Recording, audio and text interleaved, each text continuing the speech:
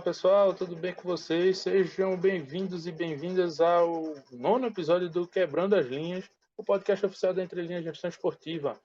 Eu sou o Cláudio Henrique e estou aqui com o Gabriel Bonafina para mais um episódio. E, primeiramente, a gente fica muito feliz de estar chegando ao nono episódio, trazendo conteúdo de qualidade para vocês. E agradecemos a todos por essa companhia, né?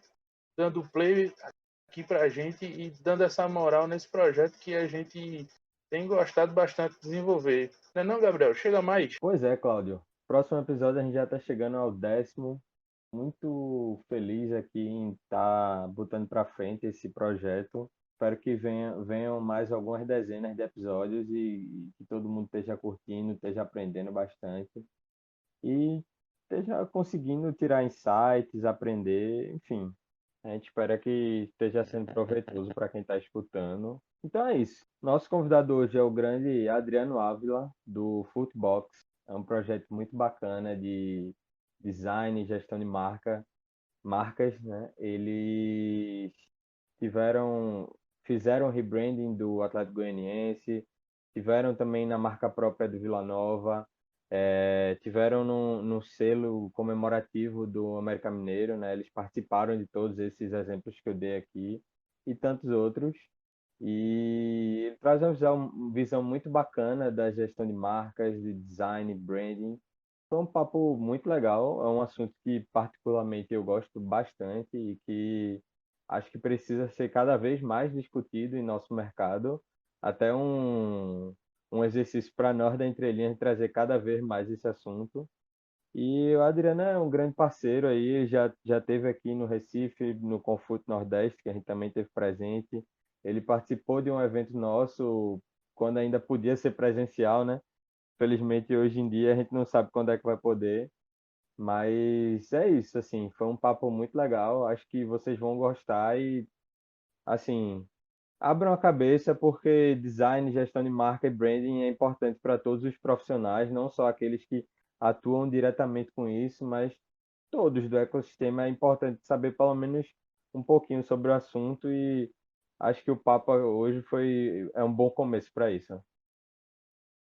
Verdade, verdade. E para mim como eu não manjo nada de design, eu gostei bastante de como ele trouxe o conteúdo e como o design ele pode complementar e embalar bem o produto, sabe? O esporte ele tem muita carência disso. Em compensação, a gente também vê novos produtos sendo melhor desenvolvidos.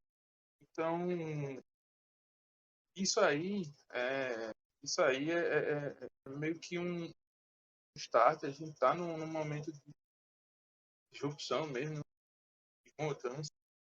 E eu acredito que é necessário demais trabalhar em cima do design e ver o design como um negócio também, né?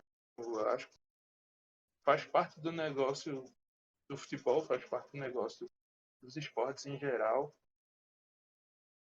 Para vender o esporte, um belo produto, eu acho que nada melhor do que um bom design, e o Adriano trouxe muitos insights bacanas.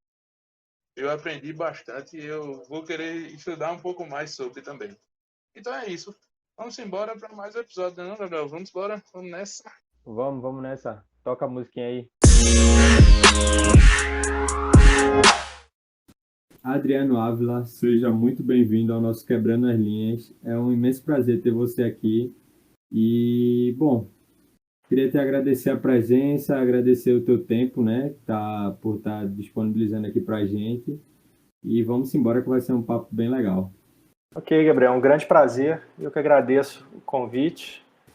O Cláudio eu já conhecia, já conheço também a Entre Linhas. Vai ser bem legal aqui a nossa conversa. Com certeza, com certeza. Verdade, Adriano. A gente se conheceu lá no Confute, né? No Isso. Nordeste. Ano retrasado. Nem existia pandemia. O mundo era maravilhoso e a gente não sabia.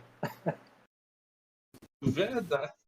Verdade. E interessante é que é uma viagem isso. Quando passou rápido, né, É. velho? Assim, a gente se encontrou lá no Confúcio, foi massa, porque, pô, a gente conheceu muita gente também, foi um evento muito bacana, assim, e foi uma troca de experiências muito massa sobre o mercado do futebol aqui, com o mercado, vamos dizer assim, abrangeu também todo o Brasil, né, a discussão sobre o futebol, e a gente conheceu muita gente bacana, como você, e a gente também teve a honra de lhe receber num evento Sim, nosso. Foi bem massa, assim. E, pô, é muito bom ter você aqui conosco novamente, agora para a gente trocar uma ideia sobre design e negócio. Então, fique à vontade, sente aqui, puxe seu banquinho e vamos com conversar. certeza. Ótimo. Recife é efervescente. Muito legal, entre linhas. O Confute Nordeste também do Arthur é um evento muito bom. Foi um network muito proveitoso e os laços, né, e os negócios, eles se perpetuam, né, desde então, né? Isso é que é o mais importante. Com certeza, com certeza.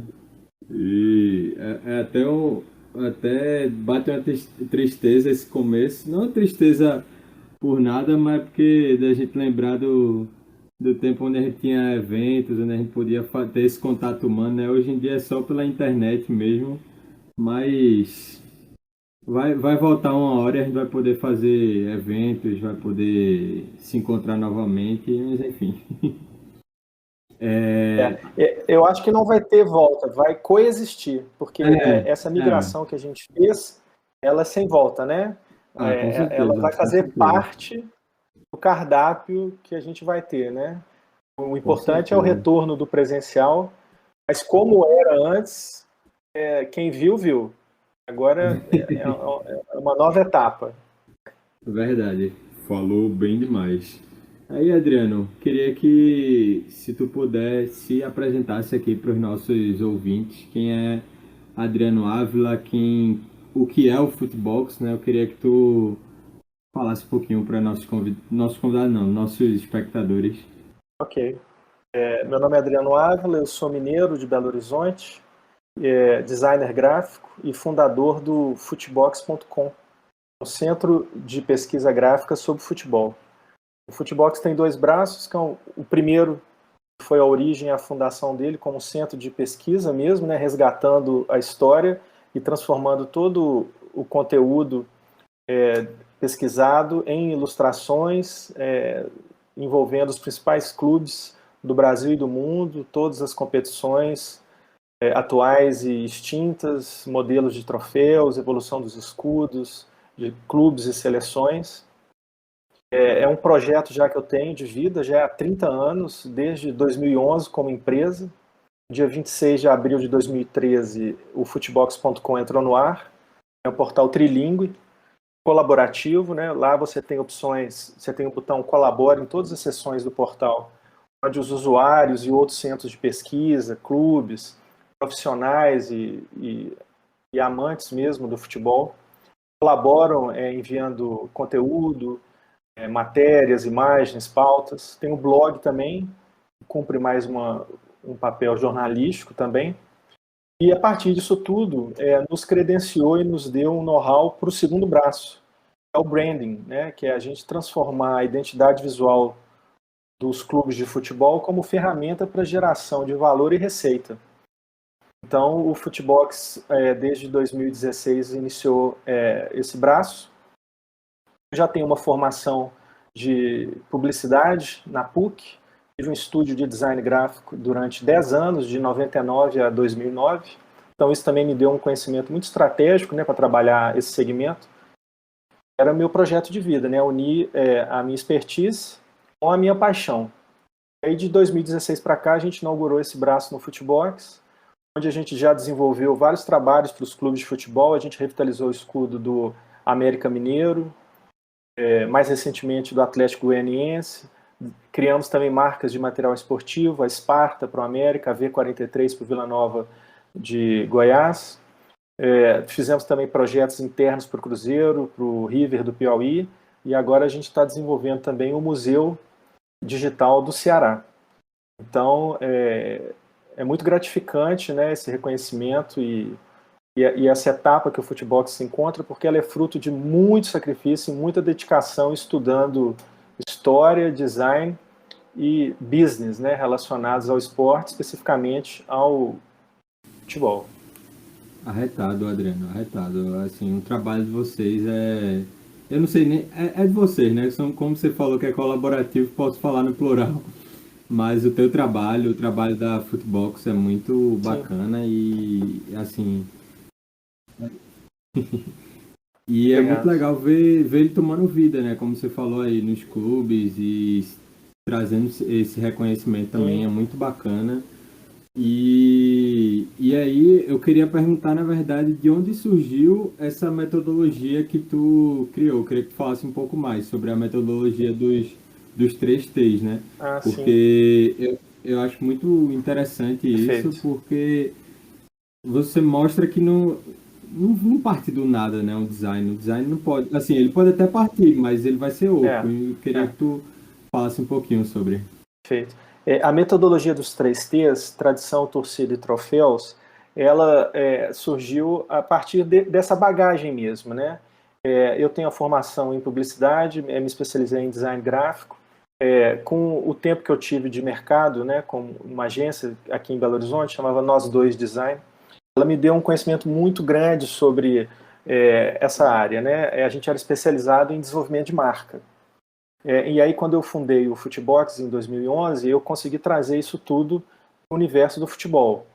Hoje é muito mais fácil você conversar com os gestores dos clubes, porque eles entendem mais facilmente a importância do design, né, para enriquecer as ações institucionais e comerciais, mas naquela época era bem mais difícil. Então, com isso, quando eu cheguei no projeto do Futebox, eu visualizei que essa era uma área muito significativa e que passava um pouco batido por alguns clubes, principalmente no Brasil. Isso já é mais entendido e percebido na Europa e nos Estados Unidos, principalmente. Mas aqui no Brasil, em relação a esses outros locais, era um pouco mais brando, não era tão assim nítido.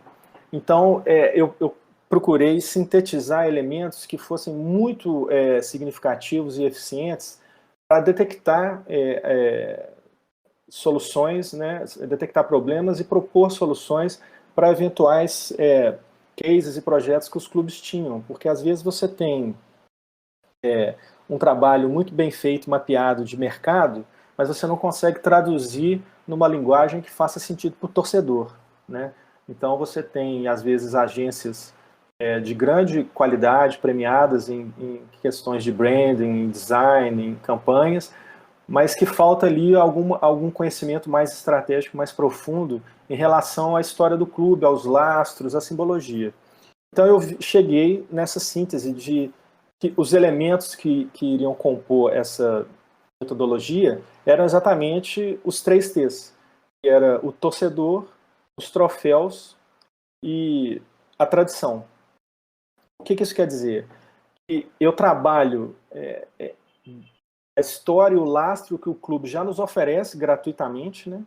E a partir daí eu consigo realizar, sempre em parceria com o marketing dos clubes, projetos que, quando chegam ao mercado, eles fazem sentido para o torcedor. Então, a margem de erro e a resistência é muito pequena quando não é nula, porque o que ele está recebendo é algo que ele identifica muito facilmente, que ele aprendeu com o pai dele, com o vô dele, com os amigos, que você resgata a história e atualiza ela para novas formas de se relacionar pelas redes sociais, pelo ambiente mobile, né? Não só dentro do estádio ou numa propaganda de televisão.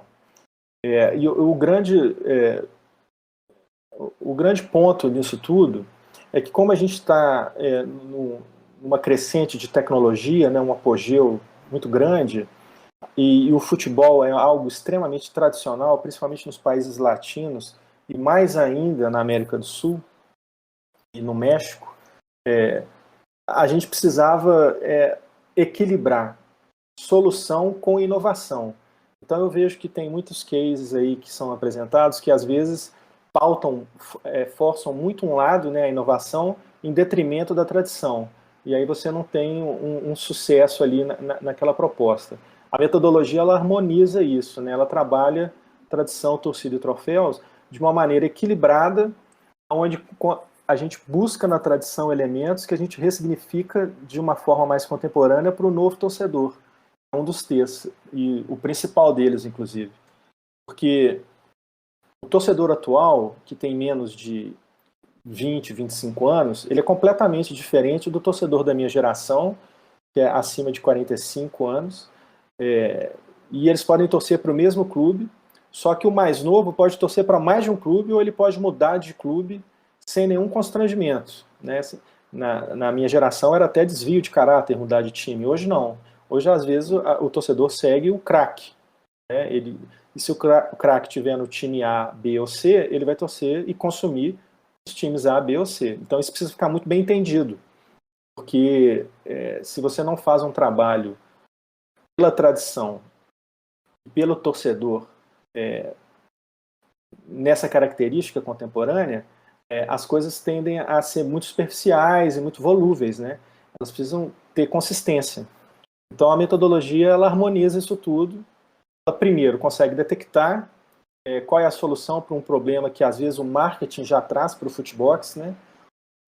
Ou mesmo o Futebox visualiza possibilidades e apresenta para os clubes, e a gente desenvolve junto. E fica mais fácil de você conversar, porque a rede social você contempla vários nichos, né, várias gerações, e é o mesmo clube falando. E às vezes ele tem que ter formas de se comunicar diferentes, porque a torcida dele é muito heterogênea, e principalmente a torcida do século XXI, ela se diferencia em outras questões além da geracional, né? É isso. Não, eu acho bem interessante realmente o trabalho do futebol, principalmente pautado nesse três textos, como tu falaste. E, assim, eu vejo na verdade, assim, quando eu vejo o design, eu sou um cara muito, assim, acho tudo muito bonito. Eu tenho um filtro meio tranquilo. Acho que é porque realmente eu não sei mexer muito com essa parte do design, de arte, de tudo mais. Eu realmente, claro, tem umas coisas que a gente que saltam à vista da gente, mas quando a gente vê um trabalho bem executado, bem feito, eu acho muito bonito, e tem muitos grandes profissionais que fazem um belíssimo trabalho como vocês, box, com você, Adriano, né, que acha. E esses três T's, eles fazem parte dessa, vamos dizer assim, da, da tua estrutura para poder oferecer aquela solução, né? E a gente tem que, vamos dizer assim, meio que pensar mais no conceito de como é gerir uma marca, vamos dizer assim. E tem muito dessa questão dos conceitos próprios, né? E vocês conseguiram determinar esse conceito, esse método do Futebox para poder aplicar aos produtos que vocês oferecem. Mas como é, vamos dizer assim, a hora de identificar esses conceitos de um clube de futebol, vamos dizer assim, ou uma outra marca dentro do meio esportivo, e como tu conceituaria assim a gestão de marca no esporte atualmente? No esporte com E ou no esporte com S? Com E? Eu acho que o futebol no Brasil, ele ainda não é vanguarda em alguns quesitos de engajamento de fãs, em comunicação nas redes sociais. Ele busca referências ainda muito na NBA e em outras ligas na Europa. Mas eu vejo com bons olhos. Como eu te falei, em 2011, quando o Futebox foi fundado como empresa, porque já existia o projeto de pesquisa desde 1990, né, onde eu já pesquisava e ilustrava, e aí o processo, né, o amadurecimento de vida fez com que eu transformasse esse hobby em negócio, né, e esse negócio no Futebox. Era muito difícil, porque a percepção dos gestores ainda era muito reduzida nesse sentido. Hoje não. Hoje eles já entendem que a gestão de uma marca é fundamental para um clube de futebol, né? Pelas características do torcedor contemporâneo mesmo, né? Ele pode deixar de se relacionar com o time de uma maneira muito mais fácil que as pessoas faziam nos anos 90, 80 e anterior a isso. Hoje é completamente diferente. Então ele precisa, o clube precisa realmente fazer sentido para o seu torcedor, né? Não só se posicionar dentro de campo, por exemplo. Ele precisa se posicionar também fora, em questões políticas, em questões raciais, em questões ideológicas, de sexualidade, de inclusão, de tudo, né? Porque é uma instituição. E eu vejo que agora está tendo essa percepção.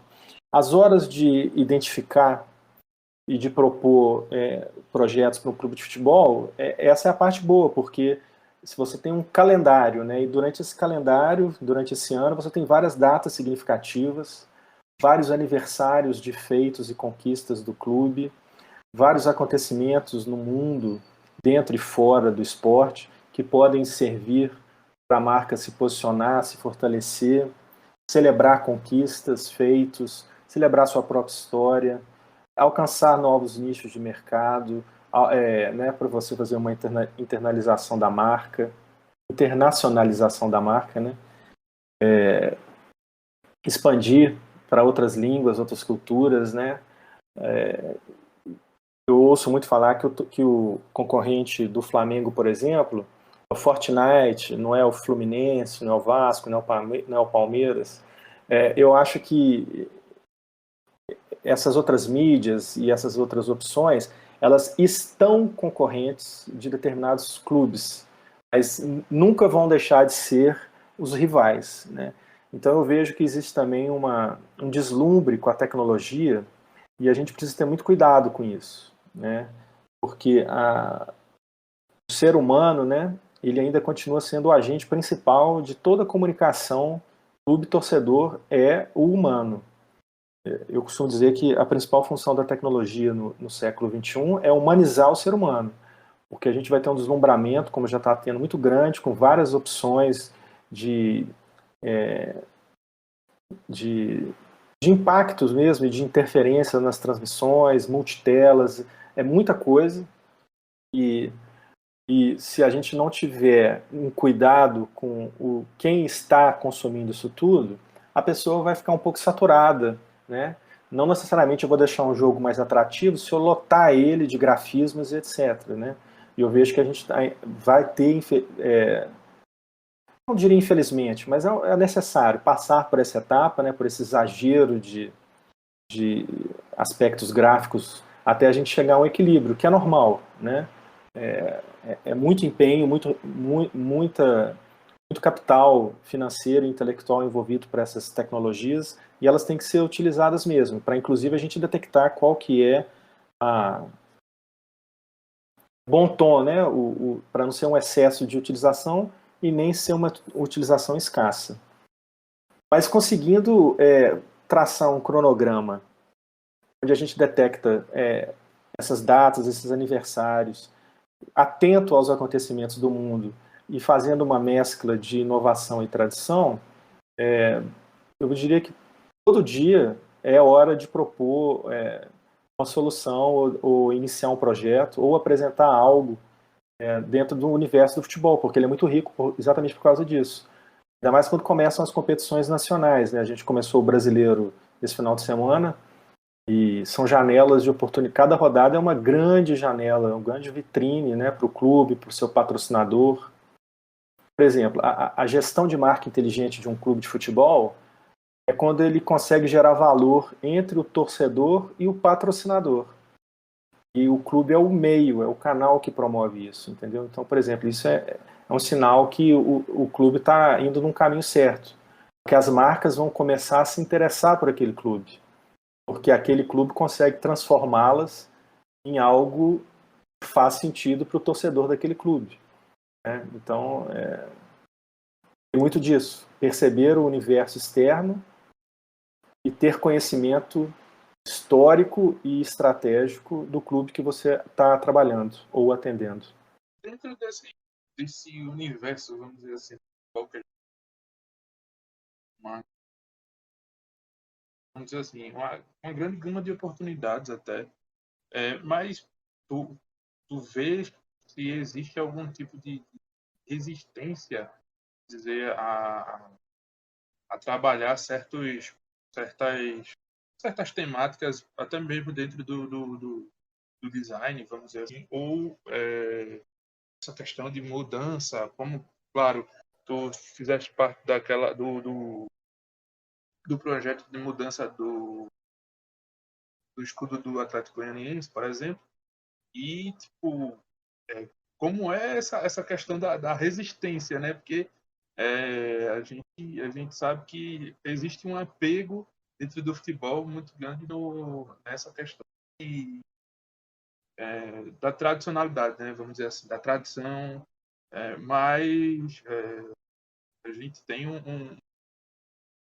vamos dizer assim, as coisas têm um ciclo, de certa forma, tem uma, um período, vamos dizer assim, que precisa se fazer uma mudança, talvez, até para ficar cada vez mais condizente com o tempo que a gente está agora, vamos dizer assim, né? Então, como é que é esse processo dentro do futebol, dentro de qualquer outro esporte, quando a gente vem mexer com tradição, vamos dizer assim, com tradição de um escudo e tal, tu tem encarado muita, vamos dizer assim, dificuldade em algum momento na hora de tocar esse tipo de projeto?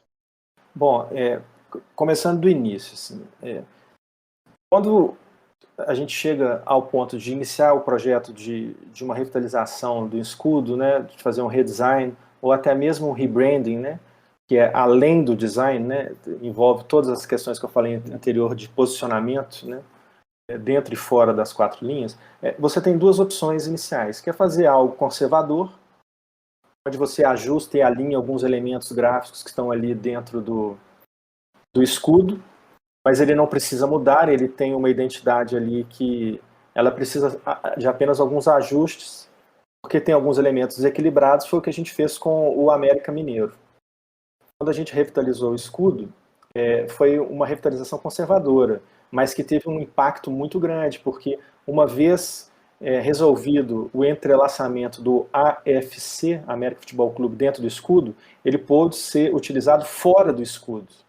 E a partir daí a gente estendeu e criou uma identidade retrô, com as 10 estrelas no escudo do América, e com isso a gente teve 3 escudos dentro da identidade do clube. Isso quer dizer, de início, que todo o catálogo de produto do clube, que era 1, virou 3. Né? Desde brinde, souvenir, até coleções street, casual, enxoval de jogo, tudo possível do torcedor se relacionar, de consumir e de se identificar, foi vez 3. Adriano, No caso da... Oi? Rapidão. Podemos dizer, então, que isso foi meio que tipo, um desdobramento da marca, vamos dizer assim. Isso. Aí o que eu quero chegar é o seguinte, existe também a segunda possibilidade, que é você fazer algo disruptivo, que foi o caso do Atlético Goianiense. Ali já era algo que já era detectado pelo próprio clube, pela própria torcida. O escudo do Atlético Goianiense anterior era muito similar ao escudo do São Paulo. E você tem vários escudos nesse formato de diamante no Brasil, né? Não só como era o do Atlético Goianiense. E eles queriam mudar. Mas eles não queriam mudar para o anterior, que era circular com ACG. Eles queriam algo novo. Então, os 3Ts, a metodologia, ela nos deu ela proporciona atalhos, né? Onde você tem assim um caminho mais certeiro. Porque o que a gente fez? Para fazer algo disruptivo, algo diferente do escudo, é um projeto bem mais ousado. Então a gente foi buscar na história do clube um embasamento para isso. Então a gente foi lá no escudo original de 1937, que é um anterior àquele circular, que também é muito famoso e de conhecimento, de grande conhecimento por parte dos torcedores, onde tinha o ACG, e a partir daí a gente manteve a base do atual do diamante, mas colocou um topo diferente para que ele conversasse com aquelas iniciais revitalizadas. Então, dentro da apresentação, tanto para o clube quanto para o torcedor, a gente tem um storytelling, a gente conta como foi. Então, o torcedor ele vai se ambientando e vai percebendo que a gente respeita a história do clube e dá um ressignificado, né? Hoje, mesmo no lançamento, a resistência foi mínima, assim, muito pouca mesmo. Foi uma aceitação imediata, tanto do América quanto do Atlético Goianiense. E hoje o escudo é definitivamente instituído e visto como o escudo oficial do clube, né? Tudo também, como você apresenta ao mercado, também é fundamental, né? Porque o ser humano gosta de ouvir história, né? A história contada. A gente precisa registrar todo o processo criativo. Quanto mais ele for divulgado para o torcedor, mais o torcedor vai se identificar com aquele projeto, né? Então isso também é algo que a gente preocupa muito nos projetos do Futebox, que é contar a história de onde partiu, como foi feito, até a solução que está apresentada, entendeu? Com isso, a resistência diminui, ela cai no gosto pessoal, né? E aí tudo bem, todo mundo tem o direito de discordar, de ter opinião. Mas é aquela coisa, opinião não é argumento, né? Quando você está fazendo um trabalho de design, um projeto profissional, você tem que ter argumentação, porque ela tem que se relacionar com o maior número de pessoas que precisam ter a mesma identificação, a mesma interpretação daquele signo, daquele elemento gráfico que está sendo apresentado, né? Alguns vão gostar, outros não vão gostar. Isso não tem problema, porque cai no gosto pessoal. O que precisa é que a marca seja forte em relação ao negócio e à história que ela está sendo representada. Porque o escudo, ele é a síntese máxima de uma instituição, né? No caso, um clube de futebol, né? Você, dentro ali daquele elemento, ele tem que traduzir toda a história quase que centenária da maioria dos clubes brasileiros. Eu achei interessante o ponto que tu trouxeste, que é essa coisa do escudo diferenciado, né? Disruptivo mesmo. E a gente tem realmente alguns, vamos dizer assim, formatos de escudo que são bem recorrentes, né? Tem alguns escudos que eu já vi, eu já vi clube, nem tanto clube, mas eu já vi, por exemplo, torcida que já reclama, por exemplo, ó, eu vou dar até um bisu pro Futebox aí, quem sabe um projeto. Mas eu, por exemplo, aqui no Nordeste eu vejo muito torcedor do Botafogo da Paraíba reclamar do escudo, por exemplo, porque tem aquela coisa. Em relação ao Botafogo, isso, né? eles falam Do muito Rio. dessa questão da falta de uma que eu possa uma identidade própria, assim. Aí eu sempre observo, eu gosto, como é que eu posso dizer? É uma prática minha, assim. Eu gosto muito de olhar as redes sociais dos clubes e olhar comentário. Eu gosto de olhar comentário, porque eu gosto de ver o termômetro. O termômetro é a torcida sempre. Então, eu já vi muito comentário do torcedor do Botafogo da Paraíba de falar que deveria existir um projeto de alteração, mudança do escudo, porque tem essa coisa muito. A gente carrega um escudo que não representa, às vezes, a gente. Sim, eu já vi algumas coisas desse tipo. E eu acho Aham. muito interessante essa visão por parte dos torcedores, sabe? Sim, Principalmente no claro. momento de agora, assim, que, assim, o nordestino, eu acredito que como tu vieste aqui, e eu não sei se tu deve observar isso, a gente tem muito essa coisa regada de querer muito que a gente tem uma coisa autêntica nossa e às Aham. vezes tem essa questão tipo, poxa, quando a gente carrega algo que parece que não é nosso, é estranho, mas é Sim, algo que eu quis trazer aqui porque a gente, como tu levantasse a bola principalmente do pertencimento, da isso. identificação, eu acho que é um interessante e olha aí, é uma oportunidade. É Pronto. ótimo. Vamos fazer essa triangulação, Clark. Vamos ver. Vou buscar aqui os contatos do pessoal do Botafogo para a gente bater lá. Sim, a gente pode desenvolver junto. Porque quando a gente faz um novo escudo, faz uma revitalização, a gente não está descartando a história pregressa, né? A gente está enriquecendo a identidade do clube, né?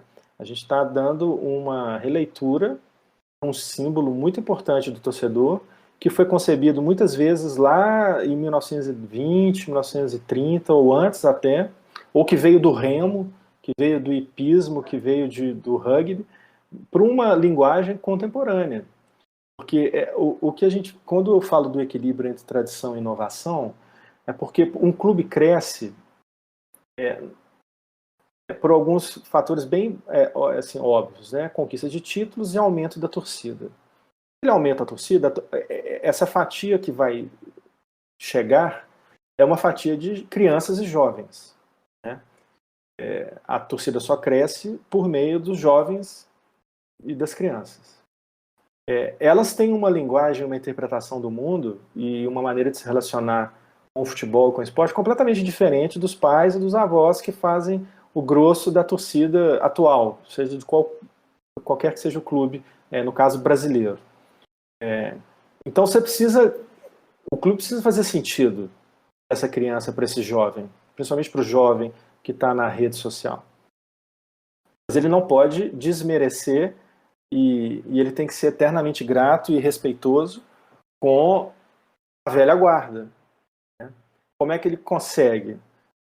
Ele consegue se ele equacionar aqueles três elementos: torcida, tradição e troféus. Né? A torcida é o foco no jovem, a tradição é na história, no antigo, os troféus é como que você vai relacionar esse bolo, né, esse ingrediente que são as conquistas do clube. Né? Elas não precisam ser um mundial, uma Libertadores, pode ser um regional, um estadual, que foi muito marcante na história do clube. Muitas vezes está guardado no coração dos torcedores. Né? Os estaduais eles estão passando por um momento de leitura e um debate muito grande, né, sobre a existência ou não deles, dentro de um calendário inflado. Por exemplo, faz muito mais sentido você questionar hoje no ecossistema do futebol sustentável a razão de uma eliminatória para a Copa do Mundo, né? Por que existe uma eliminatória para a Copa do Mundo, se eu já tenho as competições continentais de clube, do que ficar questionando um campeonato estadual, né? Eu digo isso porque imagina se um clube disputasse o Campeonato Brasileiro, mas ele tivesse que disputar também uma eliminatória para ir para a Libertadores. Bom, já tem um Campeonato Brasileiro. Então, se a gente faz isso em relação às eliminatórias de Copa do Mundo, para que elas existem, a não ser para rentabilizar a FIFA ou algumas organizações, eu já enxugo muito o meu calendário, já consigo dar uma atenção muito grande para as competições estaduais e regionais, não só do Brasil, mas dos países, e gero valor para as competições continentais para recuperar aquela receita que teoricamente teria sido perdida nas eliminatórias, né? Então toda vez que eu vejo alguém falar, mas o calendário é o culpado, o estadual é o culpado do calendário, eu falei, não, o culpado do calendário são as eliminatórias, elas não fazem sentido. O estadual é fundamental para o clube, porque nós temos 900 clubes no país, e a grande maioria só disputa o estadual. E é nesse estadual que vem o craque, que vai ganhar a Libertadores pelo Palmeiras, entendeu? Ele saiu lá do interior do Ceará, do Tocantins, do interior da Bahia, de Pernambuco, sabe? Ele não está todo dia saindo de Copacabana, não. Ele está no Nordeste, principalmente, entendeu? Então, é muito isso. É um entendimento do ecossistema todo, no todo, né? Você conseguir pincelar e fazer diagnósticos precisos. Perfeito, Adriano, perfeito. E acho que é importante esse seu posicionamento aí em relação aos estaduais, porque eu penso dessa forma também, pelo menos. É uma visão até elitista, de certa forma, você querer acabar com os estaduais. Eita, quase não sai. Querer acabar com os estaduais e deixar, como você falou, 900 clubes na mão, né? Assim, ok, ele precisa ser revisto, mas não dá também para se acabar só pensando nos grandes, digamos assim, né? Nos ditos grandes e esquecer de todo o ecossistema. Lógico. É até, assim, uma discussão, de certa forma, Exato. equiparável com a da Superliga Europeia, né? E os outros times? O que ia acontecer com os outros times, assim? Você não pode ignorar o ecossistema como um todo, né? Exatamente. Inclusive, diretores do Manchester United, eles estão na corda bamba desde então, né? Foi um pouco vexatório, né? O posicionamento, e tiveram que pedir desculpa, né? E é ótimo que haja esse debate, né? Porque passa pela gestão da marca do clube. Um clube que aceita e se propõe a fazer parte de uma Superliga Europeia naquele formato, ele está dando um recado muito, muito direto, né? Do que ele pensa do esporte, qual que são as prioridades dele. E os torcedores, ainda mais sendo na Inglaterra, né? O país talvez a relação mais visceral do planeta entre torcedores e esporte, talvez seja na Inglaterra. Né? Isso. E tu trouxe aí durante tuas respostas, tuas falas, um ponto bem importante, né? Que é pensar no torcedor como um todo, né? Acho que foi muito importante você ter trazido isso, pensando tanto no torcedor jovem quanto mais velho, não tão velho, mas também nem tão jovem. E uma coisa que eu estava lendo, eu não vou me recordar o site, mas era sobre a mudança o rebranding da Juventus e como eles pensaram aquilo como como é que eu posso dizer? Eu acho que você vai saber falar melhor, mas eles pensaram aquele rebrand também nessas novas gerações, né? Em trazer aquilo como uma mudança cultural, de moda. E aí eu queria entender um pouquinho mais como o branding aliado ao design pode abrir esses mercados, tanto de estilo de vida, moda, tem o PSG aí, né, com a marca do Michael Jordan, enfim. Michael Jordan. Esses são alguns exemplos, né? Mas eu queria saber como é que essa aliança pode abrir esses novos mercados. Ou já estão abrindo, né? Sim, a Juventus realmente ela foi uma divisora de águas.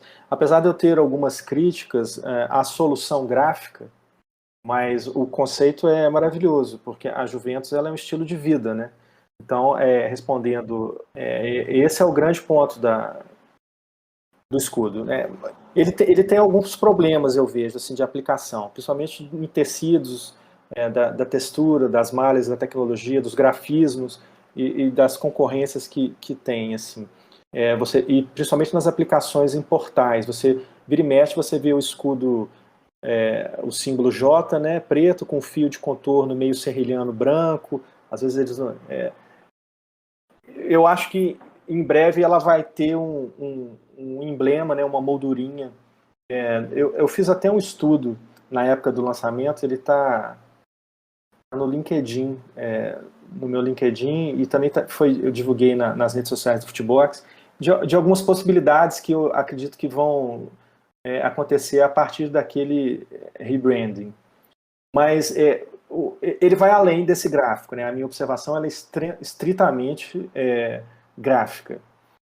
Como conceito, excelente, porque ela mostrou que um clube ele é uma instituição de fato. Então, quando ela fez o rebranding, ela sai do espectro do futebol e ela começa a se relacionar com as pessoas que não gostam de futebol. Por exemplo, a maior torcida do Brasil não é a do Flamengo e nem do Corinthians. São as pessoas que não torcem para nenhum clube. E são torcedores ocasionais de Copa do Mundo, ou torce para um craque e tal.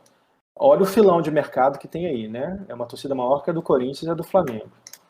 Então, quando um clube sai da esfera do esporte e passa a ter uma linha street, uma skate, games, se posiciona politicamente, abraça causas ambientais, de inclusão digital, de conversar com todas as opções LGBT e etc, etc. Eu nem sei todas as siglas, mas o máximo possível.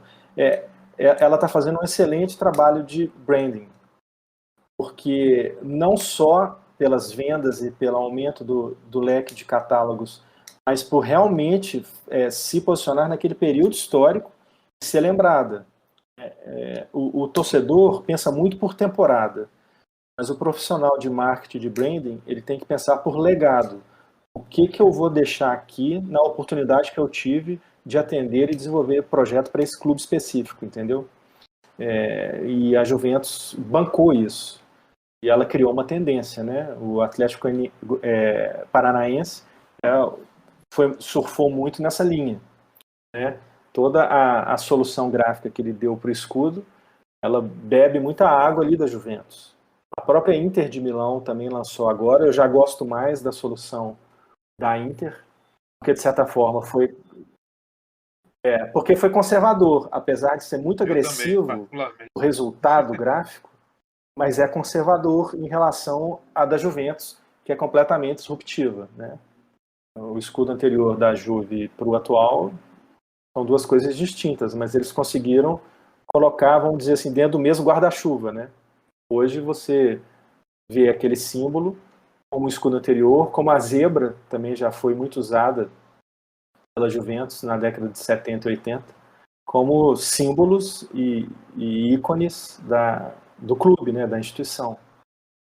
Então, quanto mais possibilidades um clube pudesse relacionar fora do futebol, isso é um marketing, tá, gente? Porque eu vejo nos comentários, e também esse hábito de olhar os comentários, ele é fundamental, né, para você se atualizar com o movimento da torcida. Por exemplo, o nome da marca própria do América, Sparta, ela foi mapeada porque já era um posicionamento dos americanos de se auto-intitularem espartanos. Porque é como se eles estavam dentro de Cruzeiro e Atlético, que tem torcidas muito grandes, mas eles eram bravos e guerreiros e venciam os exércitos maiores, né? Então faz muito sentido resgatar. Então a gente fugiu do Coelho, fugiu do Deca e trouxe algo que gera uma noção de pertencimento, né? Lembra, rapidinho, Adriano, isso me lembra, desculpa aí, o corte, mas é um detalhe que foi até uma campanha deles sobre essa questão de como é que eu posso dizer? Eles não se importarem, vamos dizer, com essa questão de dizer, nós não somos muitos, vamos dizer assim. Nós somos poucos, Sim. mas alcançar certos objetivos, que eu lembro dessa campanha que era tipo, eles falavam que escalar, alcançar o topo do Everest, alcançar para poucos. Uhum. Isso, para poucos. Pô, eu achei muito, muito bacana assim. Quando veio o nome Esparta, eu fiz aquele estalo. Eu peguei no ar. Lógico. E o que... Pode concluir. Não, então foi basicamente isso. Eu peguei no ar o conceito do que iria se dizer com aquilo ali, né? Somos, vamos dizer assim, poucos, não somos muitos, porém somos fortes. Né? Exato. E qual que é um diferencial ali também? A partir disso, né, de mapear e resgatar o nome que vem da torcida, um dos maiores valores do torcedor americano é o Decacampeonato, de 1916 a 25, um feito foi o primeiro decacampeão do mundo, depois o ABC foi campeão também 10 vezes, mas provavelmente vai ser muito difícil um clube ser 10 vezes campeão estadual. Esse é um grande feito. E se você observar, o S de Esparta é o número 10. Né? Então tem toda a transposição do 10 virando S e o S virando Esparta, a apresentação da marca. Então ela é além do futebol, né? Ela é a marca do América. O América pode ter outros parceiros esportivos e a marca está posicionada ali dentro da instituição América Futebol Clube.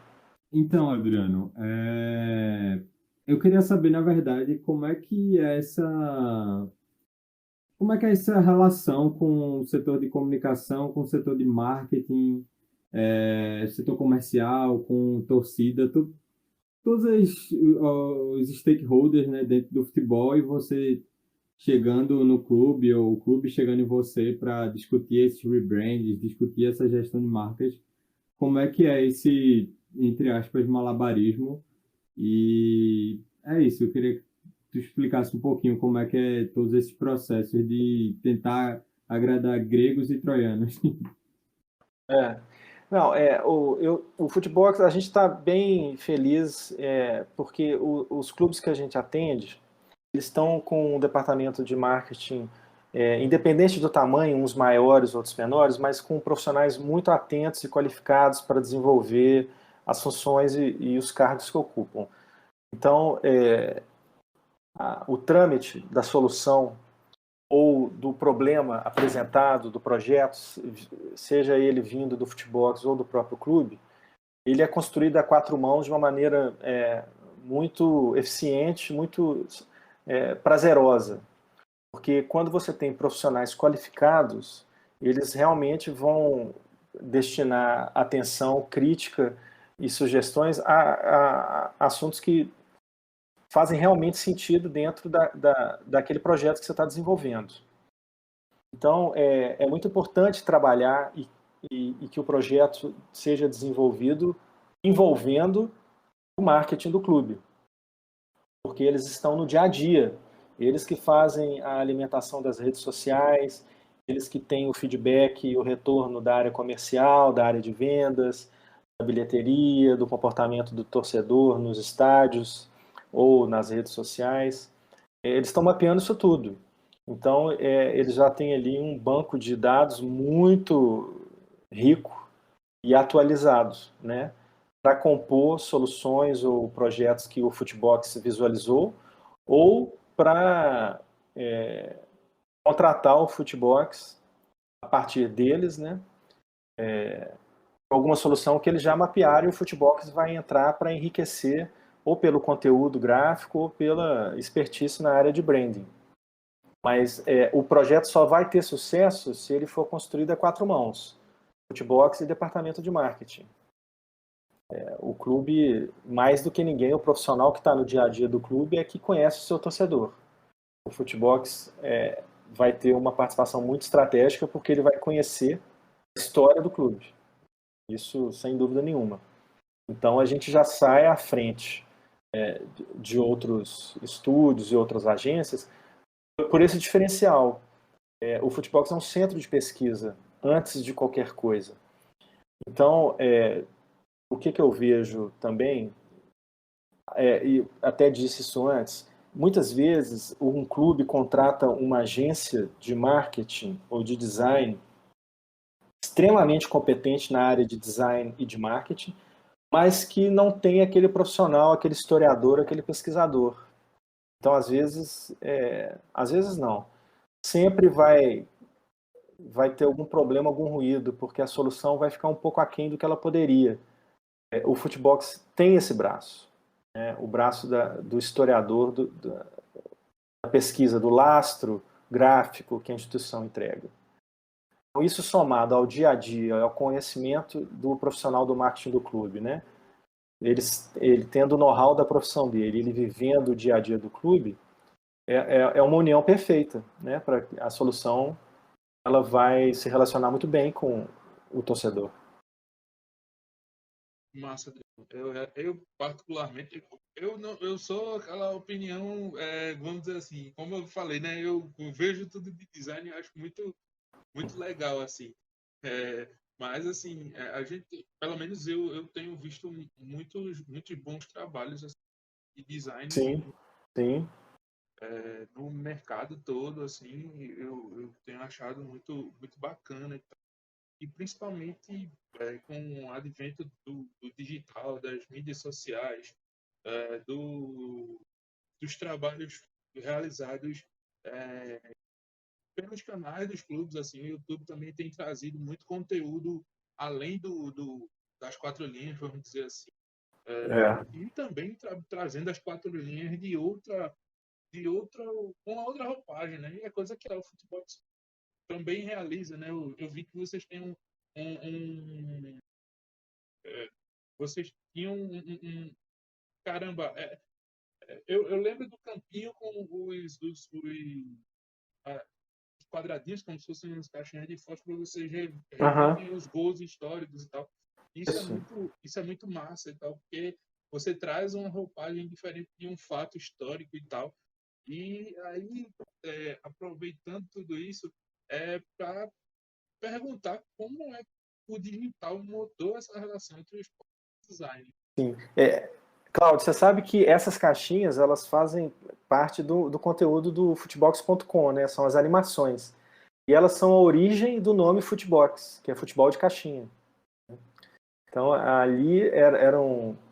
Lá nos anos 80 eu fazia...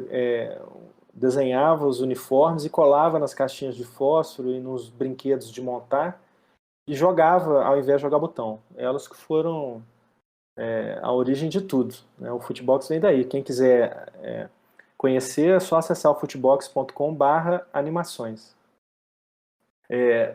Mas o digital, ele tem uma mudança muito significativa, que é como que a marca, o escudo, o símbolo é visualizado, é percebido.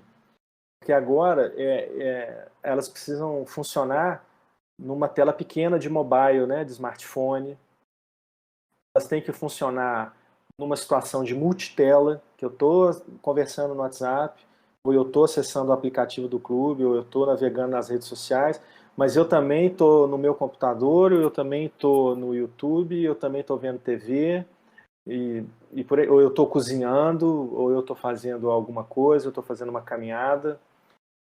A multitela, né, essa visão plural das coisas simultaneamente, ela faz com que você trabalhe mais do que nunca aquele conceito de menos é mais na sua solução gráfica, entendeu? É óbvio que vai ter projetos em que um requinte e um enriquecimento de detalhes ele vai ser estratégico, mas sempre que for possível você criar uma opção, um monograma, né, vamos dizer assim, para os clubes de futebol, isso seria muito impactante para a gestão da marca, né? Você ter uma opção digital do escudo. De certa forma, o ambiente dos e-games e esportes já demanda isso, né? Alguns clubes repetem seu escudo para esse universo, entendem que estão fortalecendo o escudo. É inevitável que isso aconteça, mas não é o ideal, né? O ideal é ele expandir a identidade, enriquecer a identidade, para que ela funcione dentro desse universo de games, desse universo completamente digital, e que ela seja identificada de primeira mão, imediatamente, com o escudo matriz, né, o escudo da instituição. Está enriquecendo a marca, né, a gestão do clube. É muito importante que os gestores, os administradores entendam isso. Um exemplo também, um pouco fugindo, mas nem tanto, a gente costuma muito ver isso, né? O ADM da página, o estagiário aqui no Twitter fez uma postagem e tal. Isso é um grande equívoco, né? Um clube se relacionar falando que ele deixa as suas redes sociais na mão de um estagiário.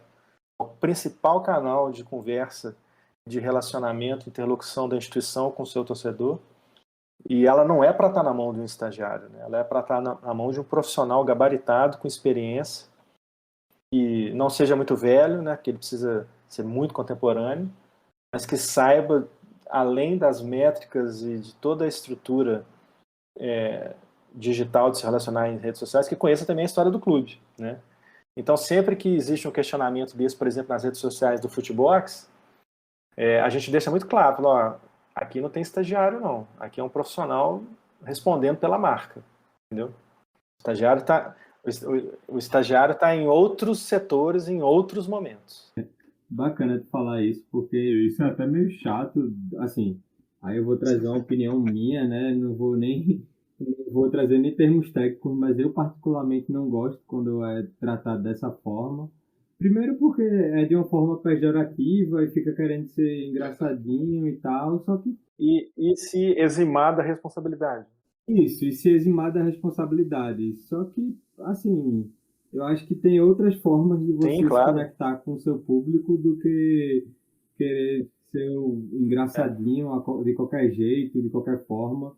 Eu acho muito legal a pesquisa que vocês fazem, porque vocês Sim. levam em consideração, porque é uma pesquisa, né? Então, isso já diz muita coisa, porque ela não parte do nada, ela parte de muito estudo, de muito trabalho para ir chegar em determinado produto final, enfim.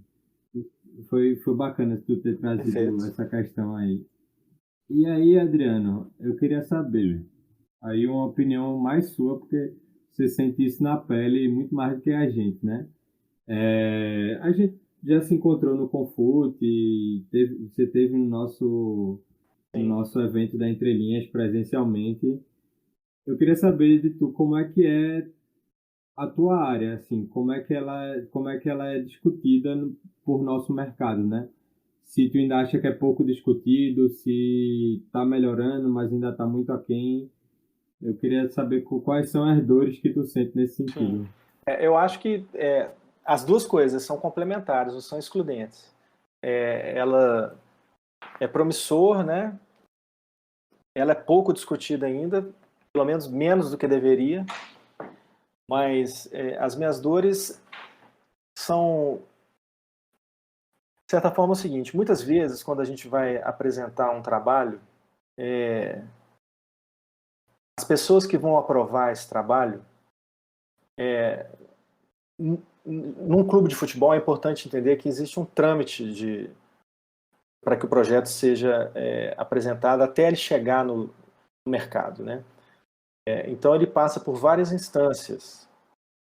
Ele passa por profissionais de marketing, passam pelos gestores, gerentes, conselho, presidências, diretoria, etc. e tal.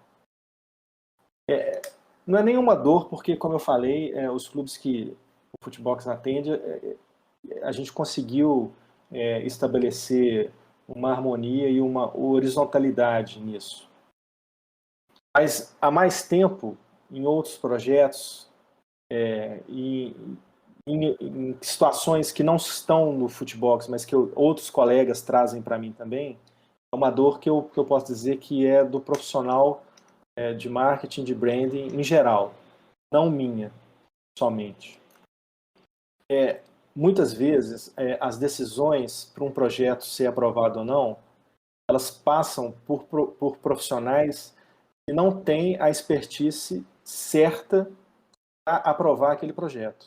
Eles ocupam cargos de grande responsabilidade em outros setores, são qualificados para isso, tomam decisões importantes no dia a dia, todo dia, em relação a isso, mas eles também vão opinar sobre outros assuntos referentes a marketing, a design, em que eles não têm conhecimento, e a opinião vai cair muito no gosto pessoal da pessoa.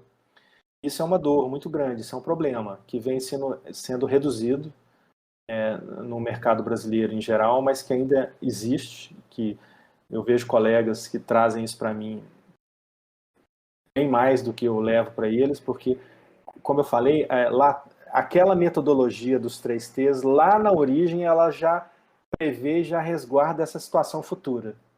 Né? E às vezes, um diretor financeiro, um conselheiro, que tem um papel de extrema importância no clube, mas que ele vai dar uma opinião sobre um assunto ali que ele não tem um conhecimento estratégico. E a opinião dele vai se prevalecer sobre uma opinião de um diretor de marketing, ou um gerente de branding, alguma coisa do clube, ou até mesmo de quem está apresentando o projeto, seja o Futebox ou seja outra agência especializada nesse segmento. É como se eu fosse opinar sobre um balanço financeiro do clube, eu não tenho essa competência, entendeu? Então essa eu acho que é a maior dor e o maior desafio. A Juventus mostrou e deu uma dica muito importante, né? Sinalizou ali o caminho das pedras, que ela confiou naquele projeto que a agência apresentou para eles. Eles bancaram. Com certeza, a cúpula da Juventus, que também tem muito italiano da velha guarda, deve ter ficado de cabelo em pé na hora que viu aquele projeto. Mas, no final, a instituição bancou. E é um sucesso. Como eu falei, eu tenho algumas ressalvas gráficas, mas inevitavelmente é um sucesso de branding, de projeto, de campanha, de gestão de marca, né? E ele tem que ser usado como referência sempre, né? Então é isso, a maior dor é que sejam mapeados e selecionados os profissionais certos para se aprovar um projeto de design, de branding, de marketing. E aí eu vou fazer uma pergunta bem objetiva, até porque eu vou aproveitar também para pegar para anotar essa resposta aqui. É que, como eu disse, eu não sou um cara que tem como é que eu posso dizer, um refinamento para design, mas eu tenho um interesse até em entender um pouco mais sobre como é o que posso dizer, entender um pouco mais o que é que a gente pode, como a gente pode retratar através do design o esporte e agregar para ele também, até para a questão do conhecimento pessoal mesmo e tal. Então, tipo, como começar a estudar essa área e também entender conceito de design, branding, por exemplo, sei lá, curso, livro, qual é a melhor opção para a gente dar o start ali. Uhum. Me fazem bastante essa pergunta. Existem vários livros sobre marketing, sobre design no mercado, são bons. A Bola Não Entra Por Acaso é um bom livro. Mas eu vou falar o que eu já respondi antes. Mais importante do que isso é o networking, é estar atento ao meio externo, ao que acontece no mundo, ler escritores que falam sobre futebol, como Tostão, o José Miguel Wisnik, Hilário Franco Júnior, Juca Kfouri, Sérgio Rodrigues. Paralelo ao conhecimento técnico, né, dos livros do ABC mais famoso do marketing, é importante o olhar para o dia a dia do mercado e se relacionar. Você tem que se relacionar, tem que ser visto, né? Ir aos eventos e ler escritores que são apaixonados por futebol. Ali vai te dar dicas e pistas de algum filão que você, de repente, nesse seu exercício de estar prestando atenção no que está acontecendo no mercado, nas áreas, acessando os sites de notícia, os sites especializados em design de camisa, em business do futebol, né? Nós temos grandes portais de marketing hoje, o Ataque Marketing, o MKT Sports, canais de podcasts que discutem, né? Você digita lá futebol, business, design, marketing, vai aparecer uma lista de podcasts ali para você acompanhar e tudo. É o hábito de se exercitar o networking e de fazer leitura de escritores que são apaixonados pelo futebol. Isso vai te dar uma bagagem e um potencial para você escolher a área específica ali no esporte que você vai querer seguir. Porque às vezes você inicia achando que é marketing, mas depois vê que não é o marketing. Você quer ficar na redação, quer ser um jornalista esportivo, ou você quer trabalhar nas finanças do clube, né? O conhecimento, ele é inesperado. Ele provoca desejos e conclusões inesperadas. Perfeito, perfeito. A gente está caminhando para o final, Adriano. Queria, antes de tudo, te agradecer por ter topado participar aqui. A gente espera se encontrar em outros Com momentos no certeza. mundo virtual, mas também no mundo físico também, quando as coisas estiverem melhor, se Deus quiser. Vai querer, ué. E O lance é se o homem quiser, porque Deus sempre quer. é isso, É, é isso. É exatamente isso. é. E aí, te agradeço muito, cara. Foi uma verdadeira aula aqui de gestão de marca, design, branding, de tudo um pouco, né? Sim. Eu queria te pedir, na verdade, que tu passasse os teus contatos, as tuas redes sociais do Futebol, tua pessoal, se quiser também. Tá. É um prazer, Gabriel, Cláudio, pelo convite do Entre Linhas. Vocês estão de parabéns também. É uma grande satisfação participar. Aqui a aula é recíproca, né? A troca de conhecimento. Eu gostaria de... A gente tem o portal, que é o futebox.com. A gente tem um blog também, que é futebox.com/blog. Tem os ícones lá das redes do domínio Futebox. twitter.com/futebox, facebook.box. Nosso Instagram é futebox.oficial. A gente produz muito conteúdo, a gente resgata a história do futebol através de ilustrações em vários posts com muito conteúdo da história do futebol brasileiro. Acompanhar também os projetos que a gente desenvolve para os clubes que a gente atende, que tem muita novidade que vai chegar aí. Agora, e sempre responde a todos com muita educação e bom humor, porque às vezes chega muito comentário cabeludo para a gente, né?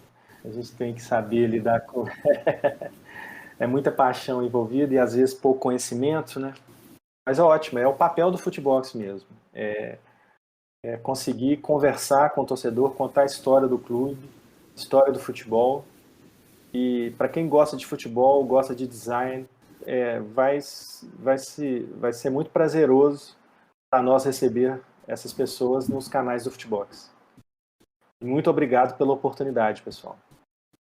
É só entrar no próprio Futebox tem ali uns canais para você entrar em contato, mas nas próprias redes sociais, é só mandar um direct, a gente responde imediatamente.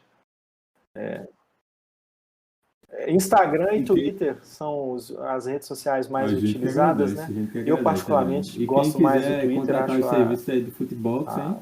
a rede social que eu acredito Só que ir vai atrás. ser mais durável, as outras eu acho que tem tempo mais finito, mas o Twitter realmente veio para ficar. Eu acho a mais inteligente, a mais eficiente, tudo. Mas, assim, pode se relacionar com a gente em qualquer rede social que Olha aí. seja melhor, que você tem mais conforto, que a gente responde imediatamente, seja um clube, uma marca ou um torcedor.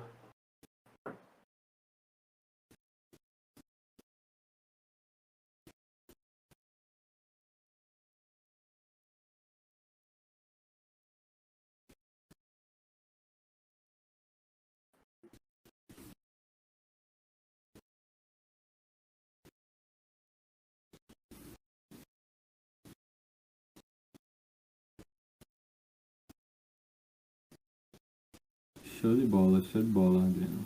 Mais uma vez, muito obrigado. E vou pedir aqui para Cláudio fazer as considerações finais, passar nossas redes sociais e a gente se vê no próximo episódio, pessoal. Obrigadão. Então, só para dizer que foi massa. É sempre muito bom estar recebendo os amigos aí. E a Adriana é um cara que é bacana. E falar do trabalho do futebol, a gente aprende bastante.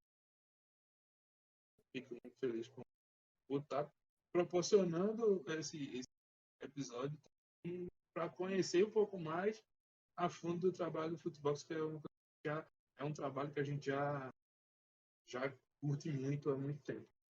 E da próxima vez, Juliana, a gente vai levar você lá em Olinda para comer aquela tapiocazinha. Que eu lembro Opa! que quando tu viesse para cá foi na carreira, né? Exatamente. Eu lembro que foi corrido, teve um evento, ainda lembro que tu ainda ia fazer aquele turismo lá no Recife Antigo, mas foi bem corrido, assim. É. A próxima vez, com mais tranquilidade, a gente faz aquele turismo futeboleiro, depois a gente come uma tapioquinha lá na sede de Olinda para ver aquele espetáculo. Vou te falar que mineiro gosta pouco de praia, viu?